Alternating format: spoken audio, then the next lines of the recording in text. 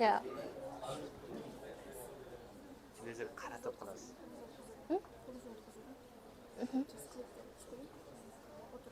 All right. So, I think many of you know this book, right? Many of you have participated to the Bright Camp and you got it, right? So I'm going to, if you haven't participated and you didn't get it, I'm going to give this book today, but I do have one task. So I am really excited to be here on the TEDx speaker. Wow, that was really annoying and distracting, right? Using like. And many people I know that hate those people using filler words a lot. So, but please raise your hands that you might have a friend that you love to hang out with, that you love to talk to, but every word coming out of his mouth is the word like. Oh, yes. Expected. And what about those people who are such kind of people themselves? Yeah, expected. So, far from signaling stupidity, our ums in our speech might be a part of the hidden language that we subconsciously understand, says David Robson. So, good afternoon, esteemed audience and TEDx speakers. My name is Sabina Orezva, and as my first public speaking ever, I'm going to talk about filler words. Do you know what the filler words are? Filler words are the words like, right, okay, right, this kind of words. And when it comes to the task that I'm going to give is you will be counting how many filler words I'll be using in my speech. You know that filler words, what are the filler words are, right? Now, like, right, okay, this kind of words. And you'll be counting it, and whoever counts it exactly will get this book that I got at Ibratkiam Top 100 program. All right, and I hope another person finds it exactly and gets it. So, we're not taught at school to eliminate ums from our speech. We're not taught to just eliminate them and not use them and just be fluent in our speech. My teachers were not tired of it, repeating it again and again, that just eliminate pauses and filler words from your speech and be fluent.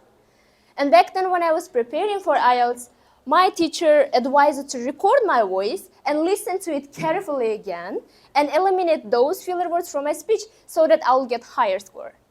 But what if actually it means that you are using a hidden language? What if it actually means that you are using a universal language? What if it actually means that you are smart enough to use them wisely? So, back then in 2017, there was a huge fire burning the province of Alberta. And country's prime minister has been asked the country's capacity to cope with this problem. Lasting less than a minute, he used more than 50 ums in his speech. And it went viral soon, and everybody, even in the newspapers, were talking about Prime Minister. Canada's dumbest Prime Minister. But they didn't think that maybe he is using less of conscious mind to think about being fluent, to think about using less filler words, but just thinking about giving a correct information to the population because it is an interview and everybody listens to it, right?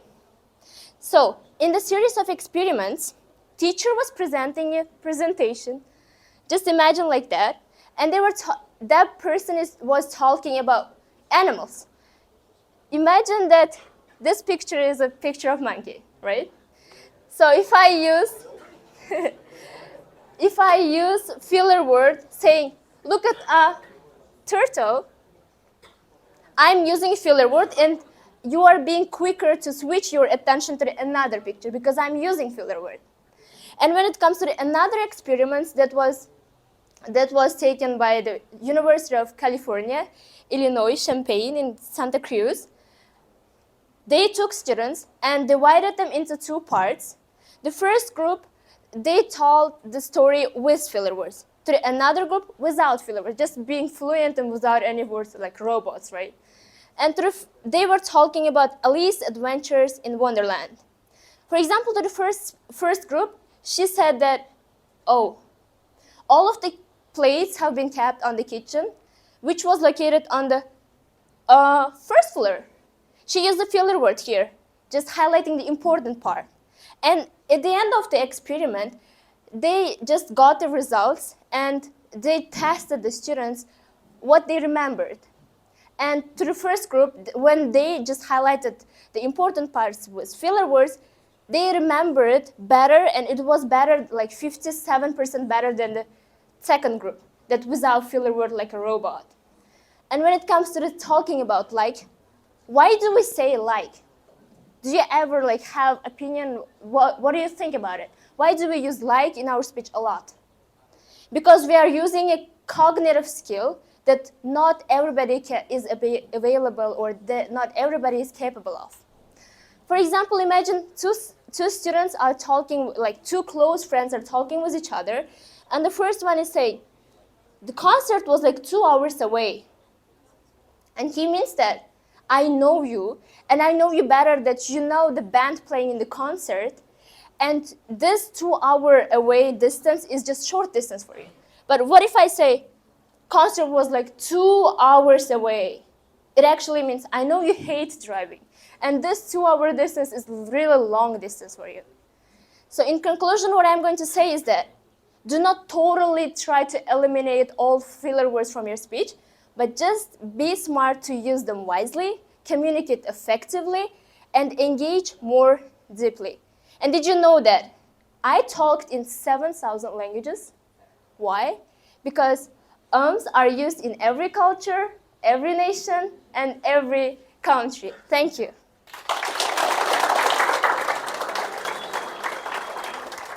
Thank you. And who counted how many filler words are used in this?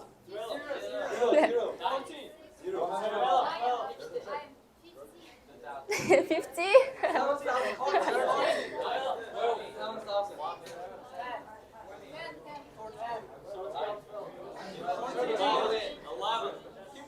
A lot. Oh my god. That boy got it correctly, because my friends were just counting it during my speech, and I'm going to give this book to you. Yeah. Come. Thank you. Thank you, everyone, for your attention. Oh. Yeah. Now living in a fast-paced world. Now 13. it's time to pass the microphone to our next speaker, Shahzad Abdullahi.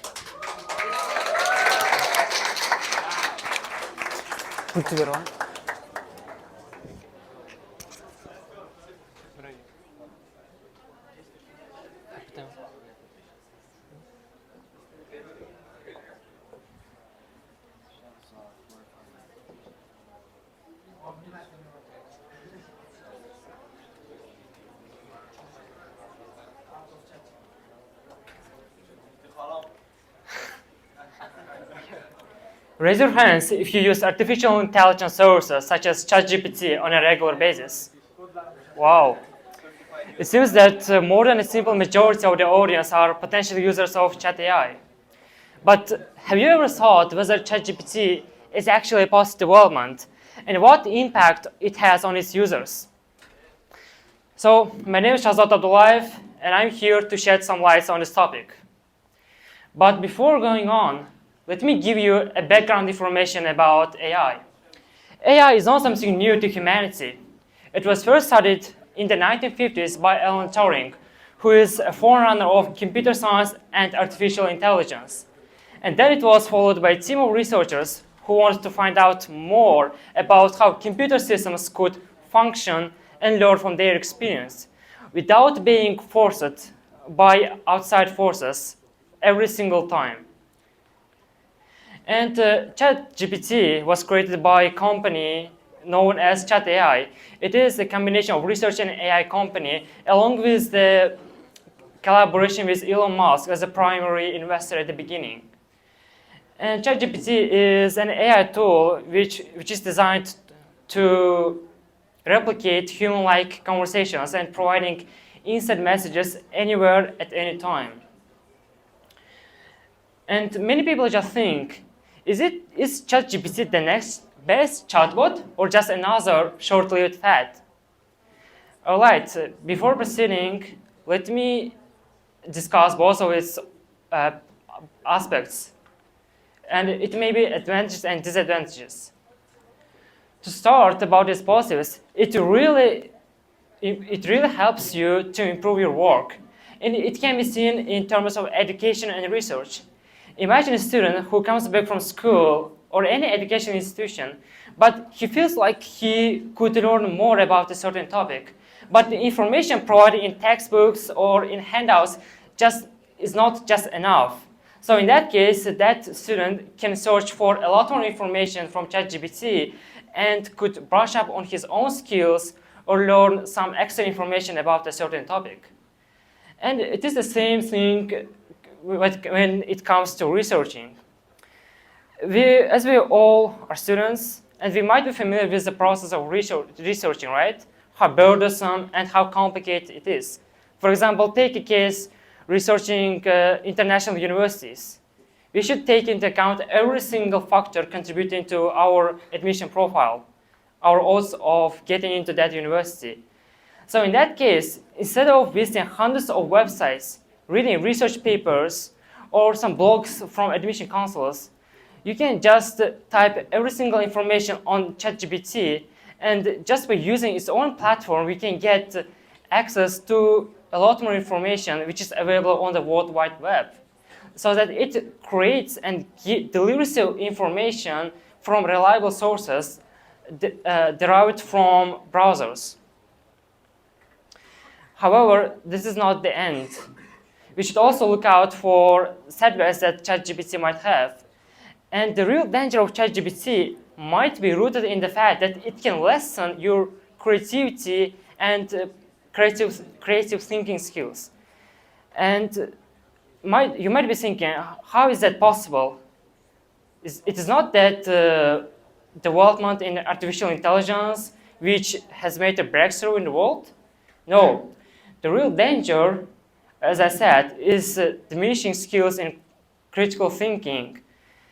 So with that being said, as we might be familiar with the process of writing essays, the same with research. And can you tell me how many essays have you written so far using ChatGPT? Any volunteers? And what else?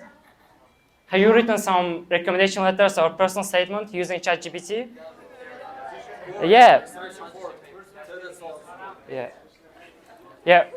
Yeah. Most participants fall into victims of ChatGPT. Yeah, it may make your work even easier, and you should not spend your hundreds of hours just by brainstorming, writing your introduction, or just choosing on your topic. You can just simply type out the topic of your essay, and you can get a pre-prepared essay, which is well written and can be considered as a perfect essay. But in that cases, people often get accustomed to what ChatGPT might offer to us. What would happen if you continue to start writing your essays?